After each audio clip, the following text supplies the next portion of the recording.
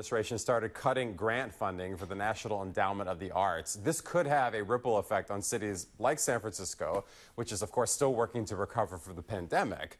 Joining us live to talk about that and more, it is Kathy Bella, the CEO of the Mechanics Institute, which is a more than 170-year-old institution that is part library, part community center, and very much deep in the chess world. Good morning to you, Kathy. Good morning, Reggie. Thank you for inviting me. Of course. I've had the opportunity to go to the Mechanics Institute in the past and got to explore the library. We were doing a shoot there, and I got to see all of these amazing chess playing rooms. And your institute has really become famous for that. Yes, it has. It's actually the oldest continuously running chess program in the U.S.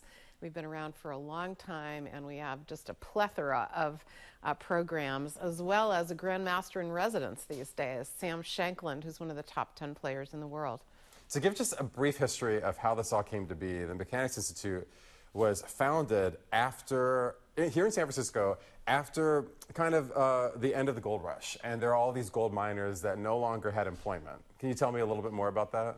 Well, it was started for exactly that reason. It was really meant, from the get-go, it was a library and it was a chess room, and it was meant to help provide other kinds of training for people who were kind of the makers of their time in various trades and artisans, and we continue that tradition to this day. How many people use Mechanics Institute? Thousands. We have about a little more than 2,000 members. We are a membership-based organization, but most of our programs are also open to the community at large. So literally thousands come through for literary programs, for chess programming, and for other activities that we have in the organization. Yeah. Well, let's talk about the money it takes to put something like this on. Yes. When it comes to federal funding, how reliant are you on that? We're actually not reliant on federal funding. Okay. We have received it in the past for certain kinds of capital projects, but for ongoing operating support, we have a multi-dimensional funding structure, and none of it is dependent on public funds. So when President Trump and the administration, when they start to cut, and we see some of the effects that are happening in San Francisco, what does it mean for you all? It doesn't mean anything for us as an organization, although we are part of a family of arts and cultural organizations here in the city and the Bay Area, and many of our colleague organizations are very significantly affected by this. What are they telling you? Well, that obviously they're making cuts.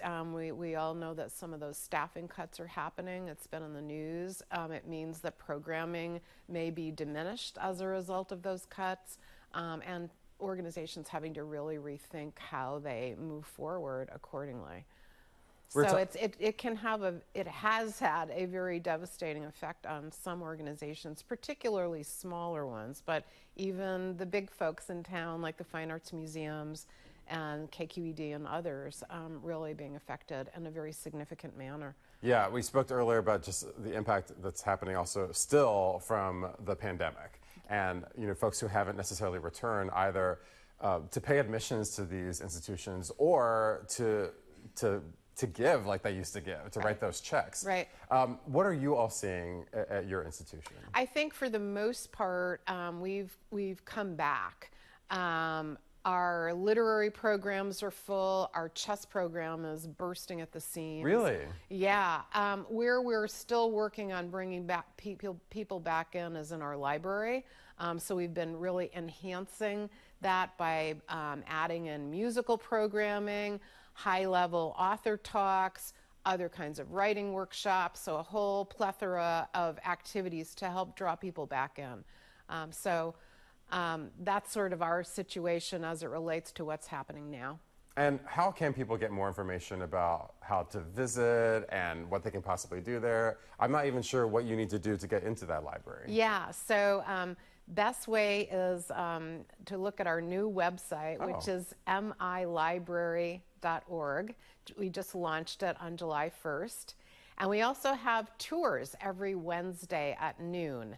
So anyone can come and take a tour of the library and the rest of the building, including the chess room, We're here to answer questions, so we hope that through one of those means, more people will engage with us. We really want to grow the community of folks who we provide service to and who are a part of our overall community at Mechanics. So we hope everyone can join. Yeah, located right in downtown San Francisco. It is a beautiful building, a historic one, and honestly, seeing the chess stuff is worth it to come in for the tour, because again, I had no idea that this was, you know, hidden within the financial district of San Francisco. It's just neat to see. Right. Thanks so much, Reggie. Thanks, Kathy, for being here, and we'll be right back.